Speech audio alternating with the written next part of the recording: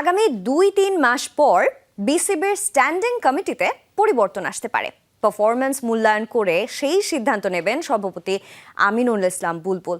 আগামী বছরের জুলাই-আগস্টে বাংলাদেশ দল অস্ট্রেলিয়া সফরে গিয়ে জোড়া টেস্ট খেলবে ডারউইনে নিশ্চিত করেছে বিসিবি বস। তবে ভবিষ্যতে মেলবোর্নে ম্যাচ দেবার জন্য অজি বোর্ডের সাথে কথা বলেছেন বুলবুল। যমুনা টেলিভিশনে আমিনুল ইসলামের একান্ত সাক্ষাৎকারে আজ দেখুন দ্বিতীয় পর্ব।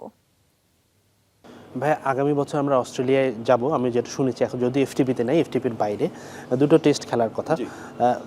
মানে ক্রিকেটের যদি আমরা তীর্থভূমি লর্ডসকে বলা হয় অনেক, আমরা যদি এদিকে ধরি তাহলে এমসিজি বলা হবে। আমাদের কি কোনো অপরচুনিটি আছে যে এমসিজিতে বাংলাদেশ দল একটা টেস্ট খেলবে? এটা তো আমাদের একটা ড্রিম হবে যে আমরা যাচ্ছি অস্ট্রেলিয়াতে। ইনশাআল্লাহ বাংলাদেশ দল যাবে জুলাই মাসে। আপনারা জানেন যে অস্ট্রেলিয়াতে দুটো সিজনে খেলা হয়, একটা অক্টোবর থেকে মার্চ আর একটা এপ্রিল থেকে সেপ্টেম্বর পর্যন্ত।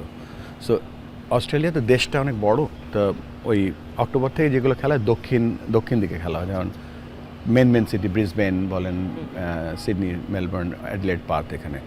আর এই অফ সিজনটা যেটা আমরা জুলাই আগস্ট ভাবি, সেটা খেলা হয় সাধারণত ডারউইন, কেইনস তাদের উত্তরে আর কি। তো এই বাংলাদেশের টেস্টগুলো হবে ডারউইনে।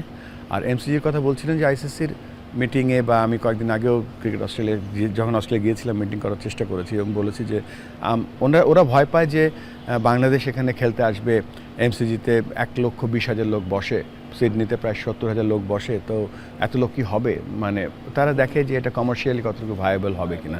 আমি তাদেরকে কথা দিয়ে এসেছি যে আমাদের যে পরিমাণ বাংলাদেশি সিডনি, মেলবোর্নে, অস্ট্রেলিয়া থাকে, বাংলাদেশ টিমকে তারা যেভাবে ভালোবাসে, 5 দিন যদি টেস্ট চলে, 5 দিনই অ্যাটলিস্ট মিনিমাম 35,000 লোক যাবে খেলা দেখতে। সেই প্রমিসটা করে এসেছি।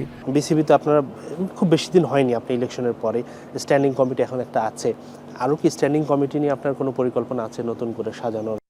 এর আগে ক্রিকেট বোর্ডগুলো যখন হয়েছিল তখন ধরেন স্ট্যান্ডিং কমিটিগুলো করতে প্রায় কয়েক মাস লেগে গিয়েছিলো। আমরা কিন্তু একদিনও সময় নেইনি, এবং একদিনও সময় না নেওয়ার কারণ হচ্ছে যে আমরা কাজ শুরু করে দিতে চেয়েছি, এবং সেই অনুযায়ী আমাদের যে কারেন্ট যে সাব কমিটিগুলো আছে সবগুলোই কাজ শুরু করে দিয়েছে। তাদের চেয়ারম্যান আছে, সেখানে ভাইস চেয়ারম্যান কিছু জায়গায় আছে, কিছু জায়গায় নেই। তবে এটা ঠিক যে সব জায়গায় চেয়ারম্যান আছে, কিছু জায়গায় ভাইস চেয়ারম্যান আছে, কিছু জায়গায় মেম্বার সেক্রেটারি আছে, বাট পরিপূর্ণ যে একেবারে যে মেম্বার আমাদের যে সাব কমিটিগুলো আছে এখনও পরিপূর্ণ হয়নি, সেগুলো কাজ চলছে। আর আমরা এই যে এখন যারা এই লিড করছে, হয়তো এটাই পার্মানেন্ট লিড না, আমরা কয়েক মাস দেখার পরে হয়তো আবার কিছু skill set based on the skill set কিছু জায়গায় চেঞ্জ করব।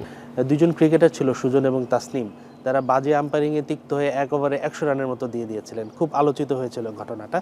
এই ছেলে দুটো এরপর থেকে তারা আর খেলাধুলা কন্টিনিউ করতে পারেনি, তাদের একটা ওই সময় ব্যান দেওয়া হয়েছিল। তারা খুব একদম ক্রিকেটের বাইরে কষ্টের একটা জীবনযাপন করছে। বোর্ড কি তাদের জন্য কিছু করতে পারে? ক্রিকেটারদের জন্য তো স্মার্ট, ক্রিকেটের জন্য তো ক্রিকেট বোর্ড। যে ঘটনাটা ঘটেছিল সেটা হয়তো 10 বছর আগের ঘটনা, এবং এটা অত্যন্ত দুঃখজনক।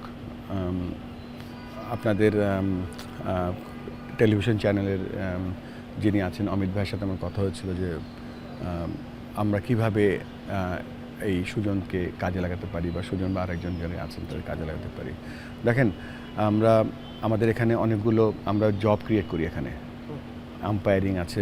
আমি জানি না কোন পর্যায়ে সুজনরা এখন ক্রিকেট খেলছে, যদি খেলে তো গ্রেট, না খেললে আম্পায়ারিং বলেন, কোচিং বলেন, ম্যানেজমেন্ট বলেন, সব জায়গায় সব সময় তাদের দরজাটা খোলা আছে। হাসিনুর রহমান, যমুনা স্পোর্টস, ঢাকা।